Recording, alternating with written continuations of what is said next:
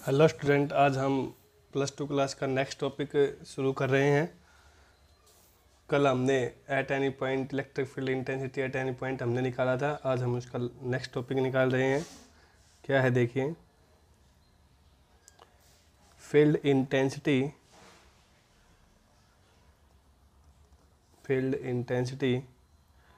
At any point on the axis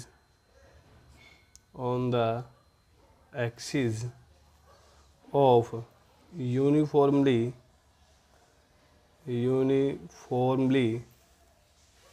charged ring। इसके बारे में आज टॉपिक करेंगे। क्या कहा है उसके हिसाब से हम डायग्राम वगैरह जो है वो बना लेंगे।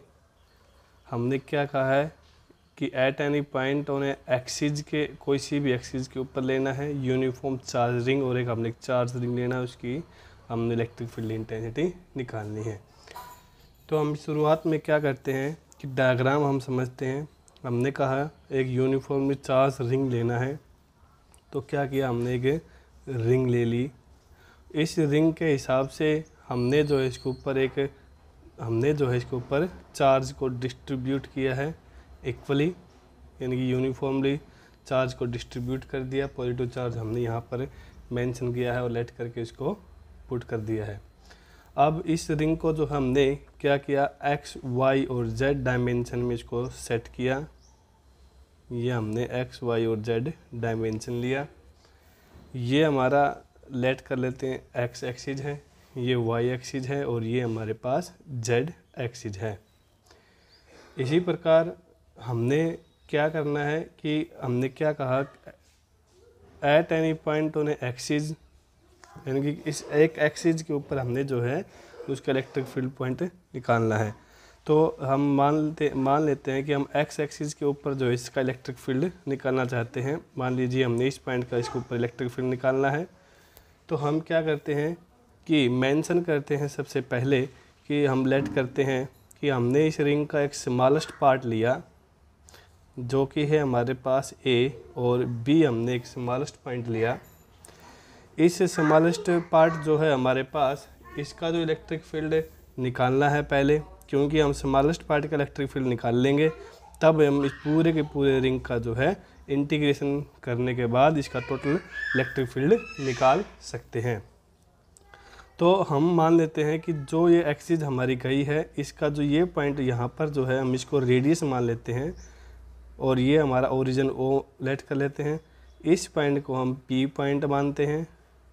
क्या मानते हैं, इसको पी पॉइंट मानते हैं, जिसकी हमने रेडियस मानी यहाँ पर ए, छोटा ए से हम इसको रिप्रेजेंट करते हैं, जो कि इसकी रिंग की जो रेडियस है।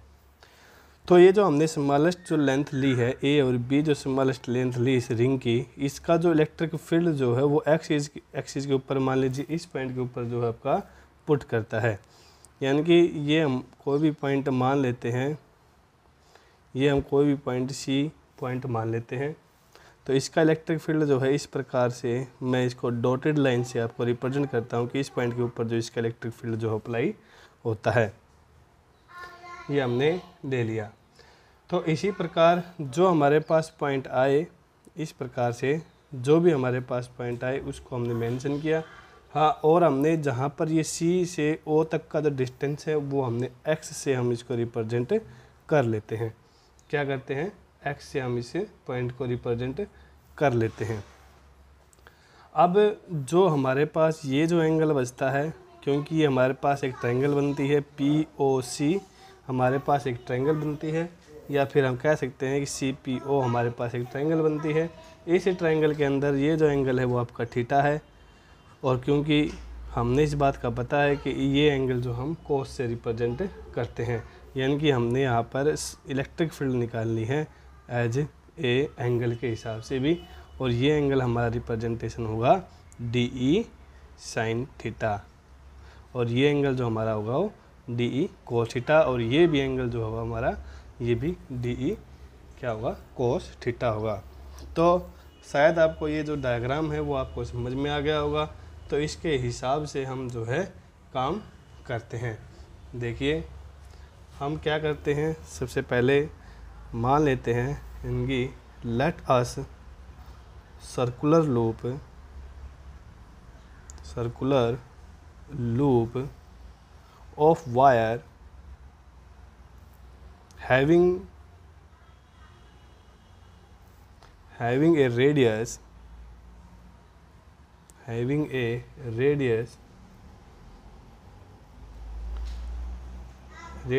a and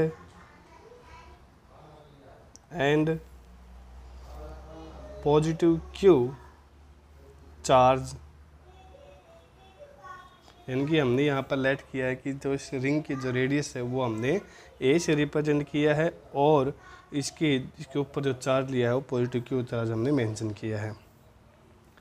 तो क्योंकि हमने यहाँ पर ए बी जो है एक स्मॉल लेंथ ली है, तो सबसे पहले हम इस बार के बारे में कुछ स्टडी कर लेते हैं। हमें पता है, we know that, first chapter के लास्ट टॉपिक के अंदर हमने जो है डेंसिटी, लीनियर डेंसिटी हमने निकाली थी। उसके अंदर क्या आया था कि lambda is equal to Q by L आया था। इसी प्रकार इस इक्वेशन के अकॉर्डिंगली हमारे पास एक इक्वेशन और आई थी कि lambda is equal to D Q by D L हमारे पास आई थी। यानी कि इसके द्वारा हमने वहाँ पर एक इक्वेशन और हमने मेंशन की थी कि यहाँ से हम निकाल सकते हैं कि D Q is equal to lambda D L. इस प्रकार से हम इसको रिप्रेजेंट कर लेते हैं। तो हमारे पास D Q equal to lambda D L हमारे पास आता है और वहीं पर हमने एक इक्वेशन और भी निकाली थी, lambda is equal to Q upon 2 pi R, ये हमने निकाल ली थी। तो हम इस लैम्डा की जो वैल्यू है, ये लैम्डा की जो वैल्यू है उसको हम यहाँ पर इस लैम्डा की जगह हम पुट कर सकते हैं। मतलब D Q is equal to Q upon 2 pi, यहाँ पर हमने आर से रिप्रेजेंट किया था क्योंकि ये हमारी रेडियस है, और क्योंकि यहाँ पर हमारी रेडियस हमने क्या मेंशन की हुई है, ए से रिप्रेजेंट किया है, तो 2 पाई ए और यहाँ पर क्या आएगा डी एल। तो हमारे पास स्मॉल चार्ज की इक्वेशन हमने निकाल ली। इसको हम लेट कर लेते हैं, इक्वेशन नंबर हमारी 1 है। तो इसी के हिसाब से हम आगे क्या करते हैं वो देखिए। हमारे पास इसी पॉइंट का हमने स्मॉलेस्ट, इसी पॉइंट का हमने जो है कि स्मॉलेस्ट इलेक्ट्रिक फील्ड जो है वो निकालना है। तो स्मॉलेस्ट इलेक्ट्रिक फील्ड को लिखने के लिए हमने क्या करते हैं कि डी ई वेक्टर का इस्तेमाल करते हुए D E equal to 1/4 pi epsilon naught D Q upon, क्योंकि हमारे पास इस बात का पता है कि 1/4 क्यू बाई आर स्क्वायर होता है, लेकिन यहाँ पर हमने जो है हमने यहाँ पर क्या करना है, स्मॉल लेंथ के बारे में निकालना है। तो क्योंकि यहाँ पर हमारा जो चार्ज होगा वो क्या होगा, स्मॉल चार्ज होगा, स्मॉल लेंथ के हिसाब से, और इसलिए हमने डी क्यू लिया। और हमने यहाँ से यहाँ तक यानी कि सी पी का डिस्टेंस जो है वो हमें पता नहीं है, इसलिए हम क्या करते हैं, यहाँ पर लिख लेते हैं सी पी का स्क्वायर। क्या करते हैं, सी पी का स्क्वायर हम लिख लेते हैं, इसको लिखते हैं अलोंग टू सी पी, यानी कि हमें अलोंग टू सी पी के हिसाब से काम करना है। ये इक्वेशन नंबर 2 हम पुट कर लेते हैं। अब in triangle O C P, इस ट्राइंगल के हिसाब से, यानी कि हमारे पास ट्राइंगल बनती है ओ सी पी, इस ट्राइंगल के हिसाब से हम यहाँ पर पाइथागोरस थ्योरम लगाएंगे, यानी कि सी पी का square equal to O B का स्क्वायर जमा में ओ सी का स्क्वायर। इस प्रकार से हम यहाँ पर निकाल सकते हैं। तो यहाँ पर हम मेंशन करते हैं पाइथागोरस थ्योरम लगाते हुए क्या लिखा हमने, सी पी का square equal to O P का स्क्वायर प्लस ओ सी का स्क्वायर। और इसके हिसाब से अगर हम इनकी वैल्यूज़ को अगर पुट करें तो सी पी का square is equal to O P हमारा क्या है, हमने रेडियस जो है वो ए मानी थी, और ओ सी जो है हमने एक्स का डिस्टेंस जो है वो मेंशन किया हुआ है। यानी कि हम इसको इस प्रकार भी लिख सकते हैं, और अगर हम सी पी की वैल्यू निकालना चाहें तो वो भी हम लिख सकते हैं कि एक्स स्क्वायर प्लस ए स्क्वायर, इसका रूट भी हम कर सकते हैं। इसको हम सेकंड व्यू में अगर लिखना चाहें तो इसको हम लिख सकते हैं एक्स स्क्वायर प्लस ए स्क्वायर। इसमें कोई दिक्कत वाली बात नहीं होती है। प्लस के जो निशान मेंशन जो है हम किसी प्रकार इस प्रकार से हम रोटेट कर सकते हैं, लेकिन माइनस वाले को हमें दिक्कत आती है। इसलिए हम कर सकते हैं कि एक्स स्क्वायर प्लस ए स्क्वायर, और ये है एक्स स्क्वायर प्लस ए स्क्वायर का रूट। ये इक्वेशन नंबर 3 मान लेते हैं, ये इक्वेशन नंबर 4 मान लेते हैं। अब हम इसके अंदर क्या करते हैं, पुट द इक्वेशन फर्स्ट यानी कि पहली इक्वेशन और थर्ड इक्वेशन को हम सेकंड इक्वेशन में पुट कर देते हैं। First and third put the equation, पहली तीसरी इन इसके अंदर पुट करनी है, सेकंड इक्वेशन के अंदर हमने इसको पुट करना। सेकंड इक्वेशन क्या है हमारे पास, यानी हमारे पास है D E vector is equal to 1/4 pi epsilon naught. D Q की वैल्यू हमने क्या निकाली है, डी क्यू की वैल्यू हमने निकाली थी अभी D Q is equal to, ये सारी वैल्यू इस डी क्यू की जगह पुट कर देते हैं। तो हमने क्या लिखा, डी क्यू की जगह Q/2 पाई ए और डी एल, ये हमने पुट किया। और अभी हमने जो ये सी पी का स्क्वायर जो है, ये सी पी की स्क्वायर की जो वैल्यू आई है, ये सी पी की स्क्वायर की जगह हम पुट कर देते हैं, यानी कि एक्स स्क्वायर प्लस ए स्क्वायर, ये हमने यहाँ पर पुट की। अब हम इसको भी इक्वेशन मान लेते हैं, इक्वेशन नंबर 5 हम यहाँ पर पुट कर लेते हैं। और क्योंकि हमने अकॉर्डिंग टू डायग्राम हमने बताया कि एक्स एक्सिस के हिसाब से अगर हम निकाल रहे हैं तो एक्स एक्सिस के हिसाब से निकालेंगे तो इसका एंगल को भी हमने मेंशन करना होता है। तो एंगल के हिसाब से हम लिखते हैं क्या, वो हम लिखते हैं कि D E X is equal to, ये हमारे पास होगा डी ई कोस थीटा के बराबर होगा। तो इसी प्रकार हमने जो है यहाँ पर कोस थीटा की वैल्यू हम मेंशन कर लेते हैं। कोस थीटा जो है किसके बराबर होता है, पंडित बजरी प्रसाद हर बोड़े, यानी कि बेस बाई हाइपोटेनिस के बराबर होता है। तो बेस हमारे डायग्राम के अकॉर्डिंगली, हमारे डायग्राम के अकॉर्डिंगली हमारा बेस जो है ये है, बेस का मतलब क्या, ये एक्स है हमारे पास, और हाइपोटेनिस यानी कि सी पी हमने वैल्यू निकाली थी। तो यहाँ पर हमने सी पी की वैल्यू क्या निकाली थी, इक्वेशन नंबर 4 के हिसाब से सी पी की हमने निकाली थी, सी पी की वैल्यू हमने क्या निकाली थी, एक्स स्क्वायर प्लस ए स्क्वायर का रूट। यानी कि हम यहाँ पर कोस की वैल्यू अगर निकालेंगे तो बेस हमारे पास क्या बनता है, हमारे पास बेस बनता है एक्स, और हाइपोटेनिस क्या बनता है, एक्स स्क्वायर प्लस ए स्क्वायर, और इसकी पावर हम 1/2 या फिर हम यहाँ पर रूट जो है वो कर सकते हैं। ये इक्वेशन नंबर हम 7 मान लेते हैं, ओके। और ये इक्वेशन नंबर हम 6 मान लेते हैं, हमने पीछे इक्वेशन 5 मानी थी। अब हम क्या करते हैं, हम यहाँ पर कर लेते हैं put the equation 5, 7 in 6th, यानी कि हमारी 36th इक्वेशन ये है, यानी कि डी ई कोस थीटा। तो हमने जो डी ई की वैल्यू जो हमने अभी निकाली है वो यहाँ पर पुट कर लेते हैं, और कोस की जो वैल्यू निकाली है वो यहाँ पर पुट कर लेते हैं। तो यानी कि हमारे पास डी ई एक्स जो है वो हमारे पास आती है, डी ई की वैल्यू क्या आई थी, 1/4 पाई एप्सिलॉन नॉट Q/2 पाई ए, और ये थी डी एल, और नीचे हमारे पास था एक्स स्क्वायर प्लस ए स्क्वायर, ये हमारे पास डी ई की वैल्यू आई थी।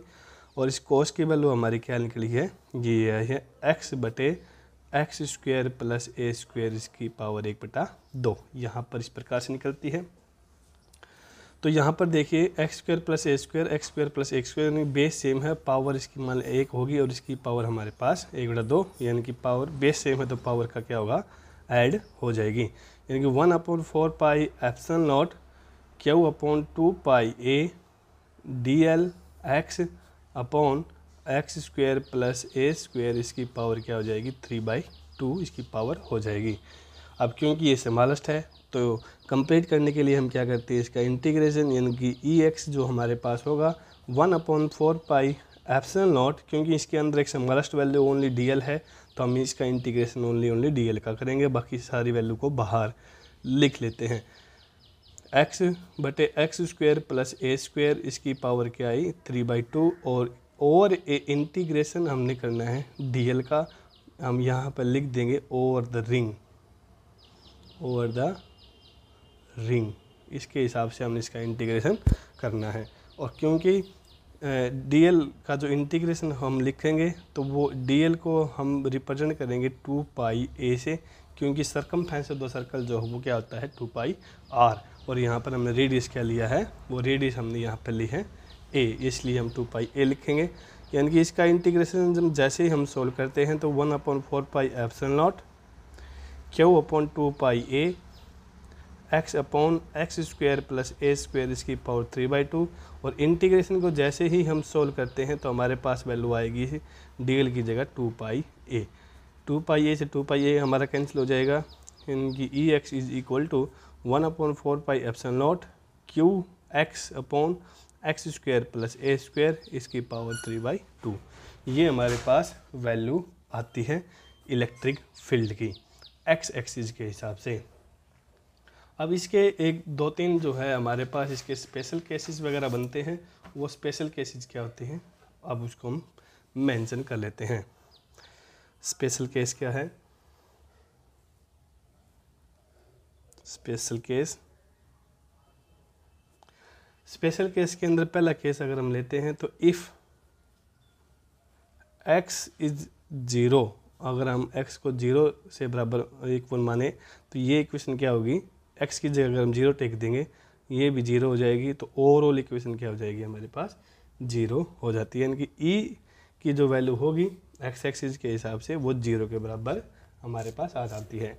और सेकंड केस हमारा क्या बनता है, if x is greater to a, तो यानी कि अब a जो है बहुत ज़्यादा छोटा है, इसलिए हम a को कैंसिल करेंगे। तो हमारे पास जो इक्वेशन बनती है वह क्या बनती है, 1/4 pi epsilon naught qx/x² plus a² इसकी 3/2, और क्योंकि हमने यहाँ पर a को कैंसिल करना है तो यहाँ पर a कैंसिल कर देंगे, तो ex is equal to 1/4 pi epsilon naught qx/x² इसकी पावर 3/2, और ये इस प्रकार से कैंसिल हो जाएगा। तो ex is equal to 1/4 pi epsilon naught qx/x की क्यूब, एक x से एक x कैंसिल हो जाएगा, तो ex इज इक्वल टू हमारे पास बनता है 1/4 पाई एप्सिलॉन नॉट q/x²। यानी कि स्पेशल केस के अंदर हमारे जो टोटल इलेक्ट्रिक फील्ड जो आती है वो इस प्रकार से हमारी बनती है। स्पेशल केस के अगर हम a को कैंसिल कर देते हैं, नहीं तो अदरवाइज हमारे पास जो हमारी इक्वेशन जो बनती है वो फाइनली इक्वेशन हमारी यही बनती है ओवर द रिंग के हिसाब से, ex is equal to 1/4 pi epsilon naught qx/x² plus a² इसकी पावर 3/2। इस प्रकार से ये हमारा टॉपिक यहाँ पर ख़त्म होता है, और इस चैप्टर का हम नेक्स्ट टॉपिक और लास्ट टॉपिक करते हैं। वो हमारा टॉपिक है, देखिए, और इम्पोर्टेंट टॉपिक ये दोनों। लास्ट टॉपिक हमारा बनता है electric dipole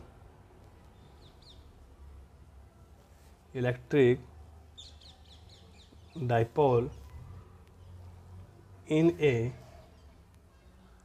uniform two-dimensional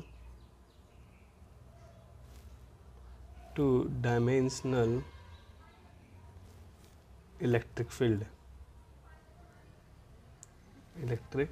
field.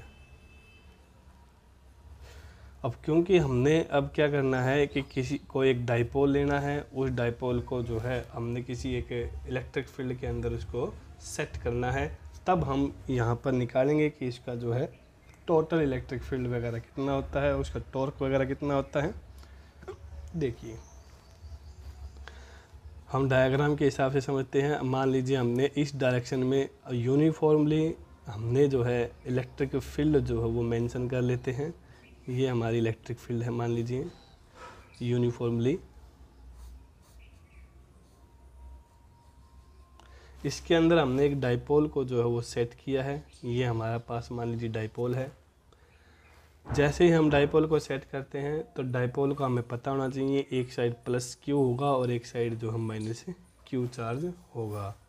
तो क्योंकि हमने अलोंग टू डायरेक्शन के हिसाब से निकालना है, तो ये इसकी डायरेक्शन होगी और यहाँ पर ये इसकी डायरेक्शन होगी माइनस क्यू। और ये पोजीशन भी हम अगर सेट करना चाहें तो वो कर सकते हैं। ये हमारी ए पोजीशन है और ये हमारे पास बी पोजीशन है। और क्योंकि ये डाइपोल लिया है तो इस डाइपोल की जो लेंथ जो होगी वो 2a हमारे पास ये लेंथ होती है टोटल डाइपोल की, हमें इस बात का पता होना चाहिए। अब हम ड्रा कर लेते हैं कि हमने जो है एक परपेंडिकुलर डाला इस प्रकार से, ये परपेंडिकुलर हमने मेंशन किया है। तो हमने अब इनकी वैल्यूज़ के बारे में हमने डिस्कस करना है किस प्रकार से इसकी वैल्यूज़ वगैरह निकलती हैं। तो क्योंकि हमने अगर लॉन्ग टू डायरेक्शन निकालना है तो F is equal to Q E के बराबर होगा। क्यों होगा इसके बारे में हम बता देते हैं कि हमने पीछे इलेक्ट्रिक फील्ड इंटेंसिटी निकाला था E is equal to F by Q naught के नाम से। तो यहाँ पर अगर हम फोर्स निकालते हैं तो हमारे पास वैल्यू क्या आती है ई क्यू नोट या क्यू ई नोट, या फिर हम इस प्रकार से लिख सकते हैं F is equal to Q nought E. और क्योंकि जो क्यू नोट जो है यहाँ पर हमारे पास क्या था, एक टेस्ट चार्ज लिया था और यहाँ पर हमने जो कोई एक चार्ज लिया डाइपोल का, तो इसलिए हम क्या करेंगे F equal to Q E से रिप्रेजेंट इसको कर लेंगे। तो यहाँ से हमारी ये वैल्यू आती है F equal to Q E. और क्योंकि ये जो वैल्यू होगी वो हमारे पास होगी F equal to minus Q E से हम इसको रिप्रेजेंट करेंगे क्योंकि यहाँ पर माइनस का क्यू चार्ज है। और अब हम यहाँ पर वैल्यूज़ निकालते हैं, इससे पहले हम इसको कुछ एक चीज़ों को मेंशन कर लेते हैं, पुट कर लेते हैं। हम क्या करते हैं, मानते हैं let a dipole is held in uniform external electric field E at an angle theta with the direction of E vector। यानी कि हमने जो भी एक डाइपोल लिया है वो किसी एक इलेक्ट्रिक फील्ड के अंदर सेट किया है, इलेक्ट्रिक फील्ड के अंदर डायरेक्शन को, और अलोंग टू दिस डायरेक्शन यानी कि जो इलेक्ट्रिक फील्ड की डायरेक्शन ली है उसके अलोंगली हमने उसका इलेक्ट्रिक फील्ड निकालना है। तो ये हमने यहाँ पर लिख करके आपको मेंशन किया है। अब क्योंकि हम यहाँ पर जो है एक तो एंगल्स के बारे में रिप्रेजेंट कर लेते हैं, क्योंकि हमने अपर एंगल वाले को मेंशन करना है क्योंकि ये एंगल हमारा क्या होगा, साइन एंगल होता है। और ये परपेंडिकुलर हमने डाल दिया यहाँ पर, ये साइन एंगल होता है, ये हमारे पास वैसे कोस एंगल होता है लेकिन हम अलोंग टू दिस डायरेक्शन के निकालना है तो इसलिए हम साइन का इस्तेमाल करेंगे। तो हमें इस बात का पता होना चाहिए कि साइन किसके बराबर होता है, साइन थीटा किसके बराबर होता है, पंडित बजरी प्रसाद हर हर बोले, यानी कि पंडित बजरी यानी कि परपेंडिकुलर बाई हाइपोटेन्यूज के बराबर होता है। तो यहाँ पर हम क्या करते हैं कि हम यहाँ पर वैल्यू को मेंशन करते हैं, पुट करते हैं कि हमारे पास ये वैल्यूज़ वगैरह किस प्रकार से हम मेंशन करते हैं। देखिए तो हमारे पास जो है sine theta is equal to P by H, हमें इस बात का पता है कि पंडित बजरी प्रसाद हर बोले पी बाई एच हमारे पास आती है। तो अगर हम यहाँ पर इस प्रकार से इसको मेंशन करें कि sine theta is equal to P by hypotenuse, हमारा कौन सा बनता है, हाइपोटेन्यूज हमारा बनता है ये अकॉर्डिंग टू दिस ट्रायंगल। और ये जो अगर हमारा हाइपोटेन्यूज है तो हाइपोटेन्यूज की लेंथ हमने बता रखी है कि डाइपोल की 2a होती है यानी कि 2a। तो यहाँ की p की वैल्यू यानी परपेंडिकुलर जो आएगी वो हमारी आएगी साइन 2a साइन थीटा, हमारे पास ये वैल्यू आती है। यानी कि परपेंडिकुलर अगर हमने निकालना है तो हमारे पास क्या वैल्यू होती है 2a साइन थीटा। ये किसकी वैल्यू आई, हमारे पास परपेंडिकुलर की वैल्यू आती है। ये हमने क्यों निकाला है अभी हम इसके बारे में बताएंगे, देखते जाना अभी। अब हम इसके बारे में कुछ और मेंशन कर लेते हैं। देखिए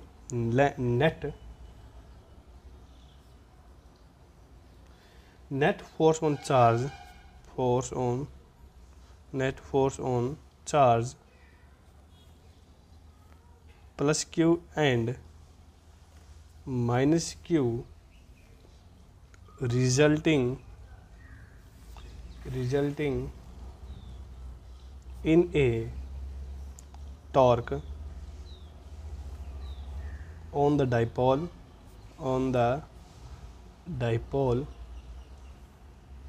which rotates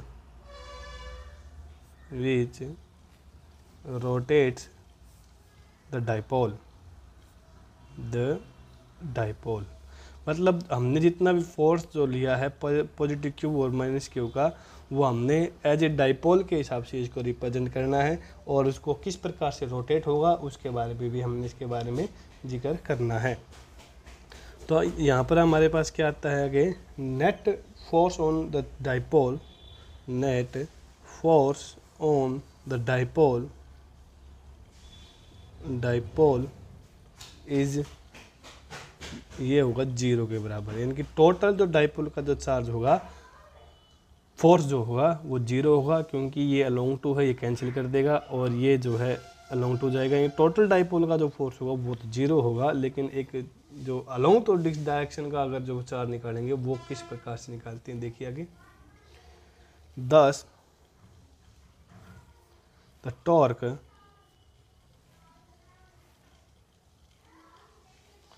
torque tend to aligns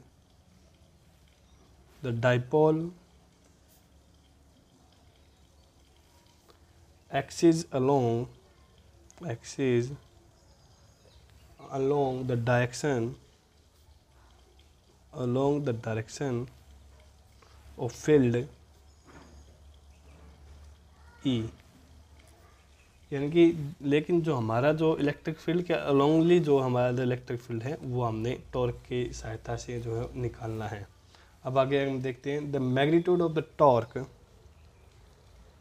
the magnitude of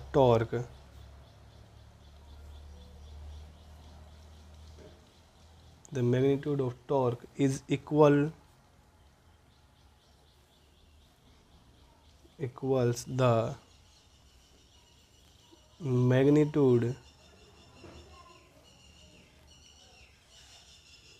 magnitude of each force QE and multiplied by perpendicular distance between the two anti-parallel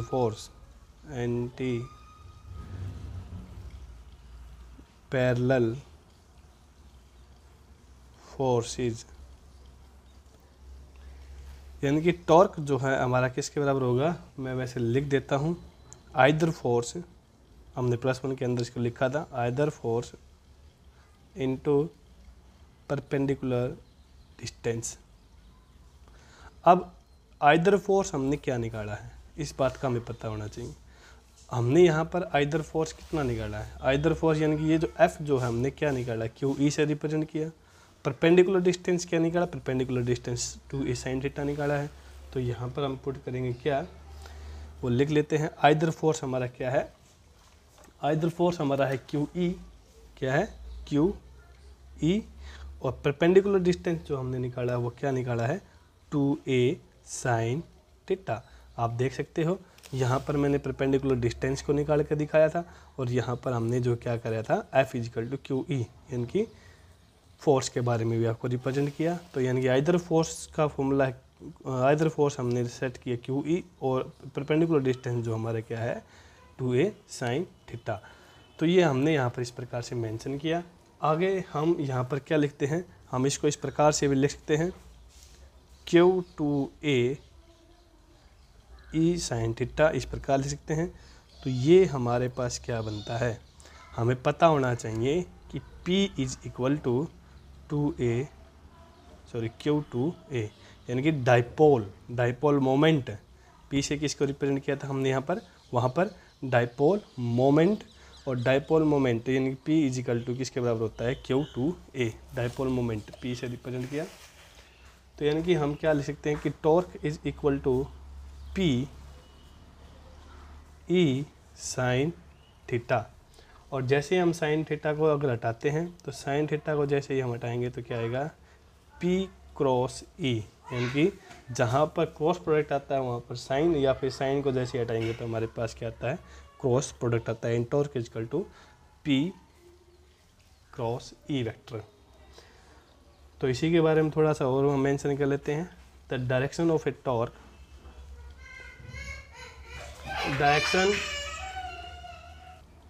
direction of torque is given by right-handed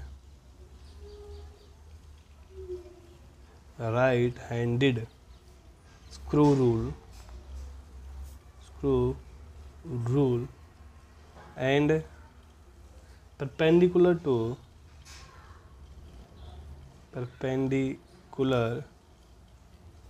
to P and E, यानी कि dipole moment और electric field जो है वो perpendicular में रहेंगे, और जो टॉर्क की जो डायरेक्शन है वो राइट हैंड स्क्रू रूल के हिसाब से हम इसको मेंशन कर सकते हैं। अब इसकी जो स्पेशल केस है वो देख लेते हैं एक बार। स्पेशल केस क्या होते हैं वो देखिए। When P is along E vector यानी कि थीटा इजिकल टू 0, तो टॉर्क जो होगा हमारे पास क्या होगा, पी ई साइन 0 डिग्री यानी कि टोटल 0 होगा। यानी कि जब हम किसी भी डाइपोल को इस प्रकार से रख दें इस डायरेक्शन में, यानी कि माइनस क्यू और ये प्लस क्यू है, इस डायरेक्शन में अगर रख दें किसी डाइपोल को, तब हमारे पास जो टॉर्क होगा वो इस प्रकार से होगा। नंबर 2, अगर हम किसी डाइपोल को अपोजिट टू द डायरेक्शन के हिसाब से रख दें, यानी कि यूँ, यानी कि पॉजिटिव इधर और नेगेटिव इधर रखते हैं, तब क्या होगा, when P vector is along E is equal to theta is equal to 180, तो torque is equal to P E sine 180, यानी कि टोटल इक्वेशन क्या होगी 0 का, क्योंकि 180 साइन 180 जो 0 के बराबर होता है, तो इसलिए हमारे पास टोटल वैल्यू क्या होगी 0। लेकिन अगर हम यहाँ पर फर्स्ट नंबर केस के हिसाब से अगर अलोंग टू दिस डायरेक्शन के हिसाब से देखते हैं, तो इसका जो डाइपोल जो होगा, the dipole in A stable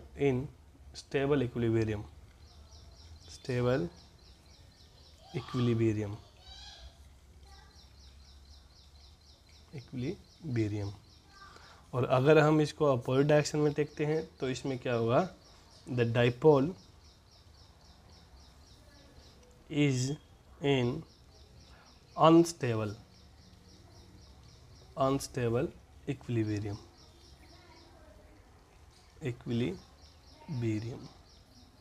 इस प्रकार से हम इसको मेंशन कर सकते हैं स्पेशल केस के अंदर। तो आज हमारा यहाँ पर सेकंड नंबर चैप्टर जो वो कंप्लीट होता है, और सेकंड नंबर लेसन चैप्टर ख़त्म होता है, और जितना भी मैंने आपको वर्क करवाया है वो फेयर कॉपी में उतारना है, याद करना है। नेक्स्ट जैसे ही हमारा टेस्ट जो होगा वो इसी के दौरान जितना भी काम हमारा होगा उसके अंदर से आपका टेस्ट ले लिया जाएगा। धन्यवाद।